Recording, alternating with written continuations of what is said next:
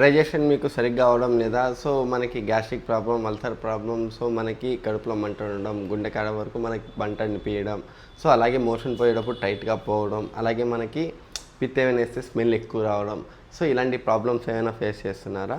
So దీనికి solution ఒకటే, ఏం లేదనమాట.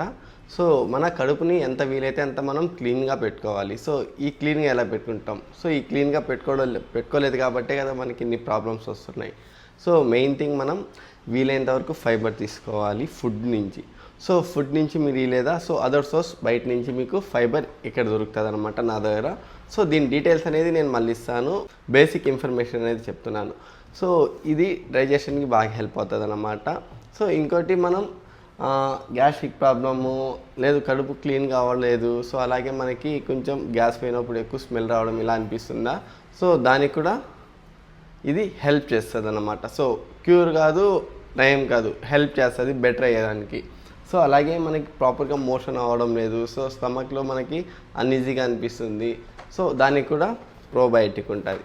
సో ఈ 3 థింగ్స్ 3 డిఫరెంట్ వేస్ అన్నమాట మన బాడీకి. సో ఈ వీటి గురించి ఫుల్ డీటెయిల్స్ కావాలంటే ఒకసారి నాకు కమెంట్ చేయండి. ఇంకోటి మెయిన్ థింగ్, ఇది ఏమంటే ఇవి ఎలాంటి ప్రాబ్లమ్స్ని నయం చేయదు, బెటర్ చేసేదానికి హెల్ప్ అవుతుంది, మళ్ళీ గుర్తుపెట్టుకోండి. ఓకేనా? So thank you.